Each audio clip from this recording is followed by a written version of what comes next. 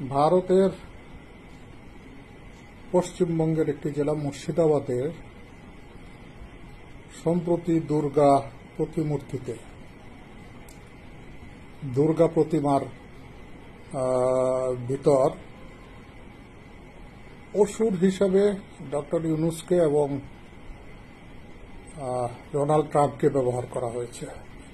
এই বিষয়টি নিয়ে একটু আলাপ করতে চাই যে এই বিষয়টা আসলে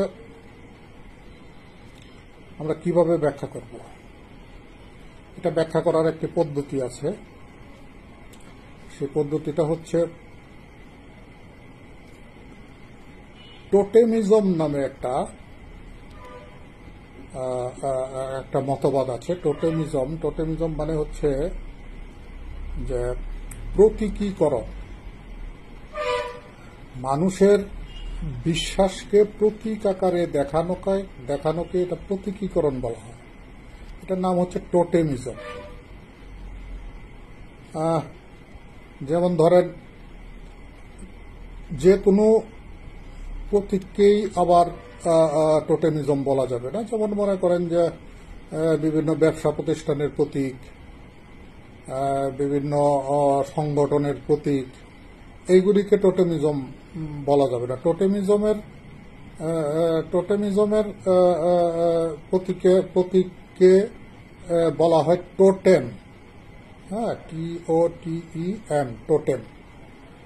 এই টোটেমের সাথে আপনার আধ্যাত্মিকতার সম্পর্ক থাকতে হবে, তাহলেই এটাকে টোটেম বলা যাবে। আধ্যাত্মিকতার সম্পর্ক যদি না থাকে তাহলে সেটাকে টোটেম বলা যাবে না। যে আগেই বললাম যে বিভিন্ন সংগঠন বা ব্যবসা প্রতিষ্ঠানের যে লোগো থাকে বা তারা যে প্রতীক ব্যবহার করে, হ্যাঁ, এইগুলিকে টোটেম বলা যাবে না। টোটেম বলা যাবে যে কোনো প্রতীকের সাথে একটা আধ্যাত্মিকতার ধর্মবিশ্বাস, যেটা ধর্মের প্রতি মানুষের যেরকম বিশ্বাস, এই প্রতীকের প্রতি সেরকম ভক্তি, শ্রদ্ধা, বিশ্বাস যদি থাকে তাহলেই সেটাকে টোটেম বলা যাবে। যেমন ধরেন যে আমাদের মসজিদের একটা প্রতীক আছে। প্রতীকটা কিরকম, যে এক সাইডে একটা লম্বা মিনার, হ্যাঁ, তার পাশে একটা গম্বুজ, এইভাবে একটা স্কেচ করলে আমরা এটা বুঝতে পারি যে এটা একটা মসজিদ। তো ওই যে মসজিদের যে প্রতীকটা, এই প্রতীকের প্রতি আমাদের মুসলিম ধর্মের মানুষের একটা ভক্তি, শ্রদ্ধা আছে, এটার সাথে একটা আধ্যাত্মিকতার সম্পর্ক আছে। হ্যাঁ হ্যাঁ এখন মসজিদের জায়গায় আমি যদি কুঁড়েঘর ছবি দিই, তো কুঁড়েঘর দেখে মানুষ বুঝবে না যে এটা মসজিদ। হ্যাঁ, কুঁড়েঘরই। হ্যাঁ, কুঁড়েঘরের সাথে আধ্যাত্মিকতার কোনো সম্পর্ক নেই, কাজে কুঁড়েঘর টোটেম না। হ্যাঁ, আবার যদি বলি যে খ্রিস্টান ধর্মের যে যীশু খ্রিস্টের যে প্রতীকটা, হ্যাঁ, যে যীশু খ্রিস্টের প্রতীকের মধ্যে একটা ক্রস আছে, ক্রসের নিচের দিকটা একটু লম্বা, হ্যাঁ, সেখানে যীশু খ্রিস্টকে করা হয়েছে, যীশু খ্রিস্টকে সেখানে ক্রুশবিদ্ধ করা হয়েছে। হ্যাঁ, সেই ক্রুশবিদ্ধের একটা প্রতীক আছে ওখানে। যীশু খ্রিস্টের একটা অবয়ব আছে, হ্যাঁ, চুলগুলি একটু লম্বা লম্বা, মুখে একটু দাড়ি। হ্যাঁ, এই এটা যে যীশু খ্রিস্ট যে দেখতে এরকমই ছিল, বিষয়টা সেরকম না। এটাকে একটা প্রতীকীকরণ করা হয়েছে। এই যে ধর্মের যে একটা আদর্শ এবং ধর্মের প্রতি মানুষের যে বিশ্বাস, এই বিশ্বাসটাকে যে প্রতীকীকরণ করা হয়েছে, এইটাকেই বলে টোটেমিজম। আর এই প্রতীকটা হচ্ছে টোটেম। হ্যাঁ, একই জিনিস হিন্দু ধর্মের বেলায় প্রযোজ্য। হিন্দু ধর্মাবলম্বী সম্প্রদায়গণ তারা দুর্গা প্রতিমাকে তারা উপস্থাপন করে। দুর্গা প্রতিমার একটা প্রতিকৃতি আছে, সেটা 1000 বছর ধরে এভাবেই চলে আসছে। হ্যাঁ, কালী প্রতিমার একটা প্রতিকৃতি আছে, হ্যাঁ, সেটা 1000 বছর ধরে এভাবেই চলে আসছে। হ্যাঁ, এই যে দুর্গা প্রতিমা, কালী প্রতিমা বা অন্যান্য যে তাদের দেবদেবীদের যে প্রতিমাগুলো, হ্যাঁ, এই প্রতিমাগুলি হচ্ছে টোটেম। হ্যাঁ, এখন এই যে টোটেম বা প্রতীক, ধর্মের যে প্রতীক, এই প্রতীক কি পরিবর্তনযোগ্য? না, পরিবর্তনযোগ্য না। এই মসজিদের যে প্রতীক, হ্যাঁ, সেই প্রতীকের যে লম্বা মিনারটা থাকে এক পাশে, আরেক পাশে গম্বুজ থাকে, আমি যদি লম্বা মিনারটা সরায় দেই, হ্যাঁ, তাহলে মসজিদের প্রতীকটা পরিবর্তন হলো। আবার আমি যদি যীশু খ্রিস্টের প্রতীকের মধ্যে, হ্যাঁ, আমি যদি ওই ক্রুশ পিছনে যে ক্রসটা আছে, এই ক্রসের জায়গায় আমি যদি একটা হাত দিয়ে দেই, তাহলে প্রতীকটা পরিবর্তন হয়ে গেল। সেটা সেই প্রতীক কিন্তু যীশু খ্রিস্টের যে প্রতীক, তারা যেভাবে প্রতীককে বিভিন্ন ইয়েতে ওই চার্চে ব্যবহার করে বা তাদের প্রার্থনালয়ে ব্যবহার করে, হ্যাঁ, সেই প্রতীকের সাথে যদি পরিবর্তিত প্রতীকটা না মিলে, তাহলে কিন্তু ওই যারা প্রার্থনা করতে আসছে, হ্যাঁ, তারা কিন্তু সেটাকে প্রার্থনা করবে না।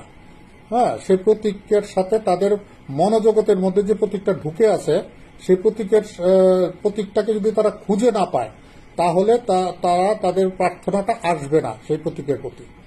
হ্যাঁ, তারা প্রার্থনা করে যীশুখ্রিস্টকে, আমাদের মুসলমানদের যীশুখ্রিস্টকে আমরা মুসলমানরা বলি ঈসা নবী।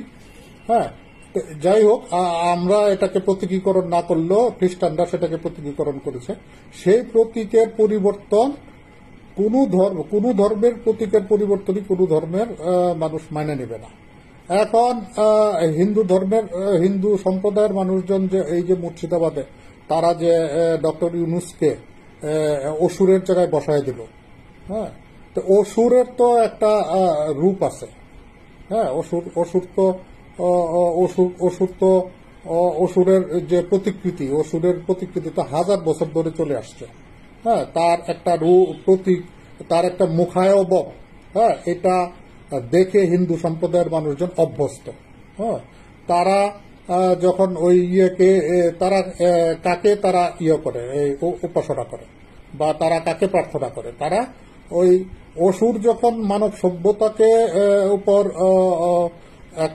সভ্যতাকে উপর অত্যাচার করতেছিল, তখন অসুরকে বধ করতে পারতেছিল না কেউ। মানুষের পক্ষে অসুরকে বধ করা সম্ভব হচ্ছিল না। অসুর ছিল একটা অতি প্রাকৃতিক একটা, আমরা জীব বলি, প্রাণী বলি, বা মানুষেরই একটা সংস্করণ বলি, যাই বলি না কেন,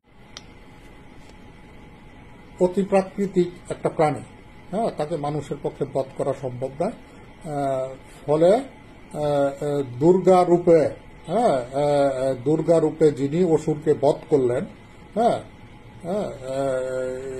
ঈশ্বর বা আল্লাহ, আমরা যেভাবে ভগবান যেভাবে বলি না কেন, হ্যাঁ, যে ওই সৃষ্টিকর্তা দুর্গা রূপে আইসা অসুরকে বধ করলেন।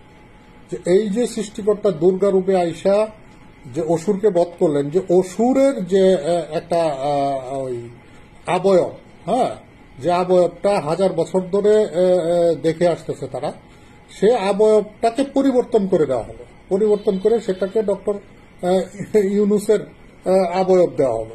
তাহলে কি সেই প্রতীকটা থাকলো? তাহলে ওই যে টোটেমিজম, হ্যাঁ, ওই যে আমরা যেটাকে বলতেছি যে আধ্যাত্মিক মানে ধর্ম বিশ্বাসকে যে প্রতীকীকরণ করা হয়, হ্যাঁ, তাহলে সেই প্রতীকটা থাকতো না। টোটেমিজমের টোটেমটাই পরিবর্তন হয়ে গেল। তো টোটেম পরিবর্তন হইলেও এটা তো আর তাদের ধর্ম বিশ্বাসের প্রতীকটা, হ্যাঁ, তাহলে সেটা তো হিন্দু ধর্মের থেকে বিচ্যুত হয়ে গেল। তো এই বিষয়টা তো হিন্দু সম্প্রদায়ের মানুষজনের প্রথম এটা প্রতিবাদ করা উচিত ছিল, যে তাদের টোটেমকে পরিবর্তন করা হয়েছে, তাদের যে ধর্ম বিশ্বাসের যে প্রতীক, সেই প্রতীককে পরিবর্তন করা হয়েছে। এটা তো তাদের পক্ষ থেকে এটা প্রতিবাদ করা উচিত ছিল, কিন্তু তারা, হ্যাঁ, সেটা করেনি। হ্যাঁ, এইটা আমার কাছে একটু মানে লাগলো আর কি, ফটকা লাগলো, যে তারা তাদের যে ধর্ম বিশ্বাসের যে প্রতীক, সেই প্রতীককে পরিবর্তন করে দিল, কিন্তু তারা এটার কোনো প্রতিবাদ করলো না। হ্যাঁ, তারা তাদের ধর্মগুরুরা এখন পর্যন্ত আমি দেখি নাই কোথাও তারা ধর্মগুরুরা এই ব্যাপারে প্রতিবাদ করতে।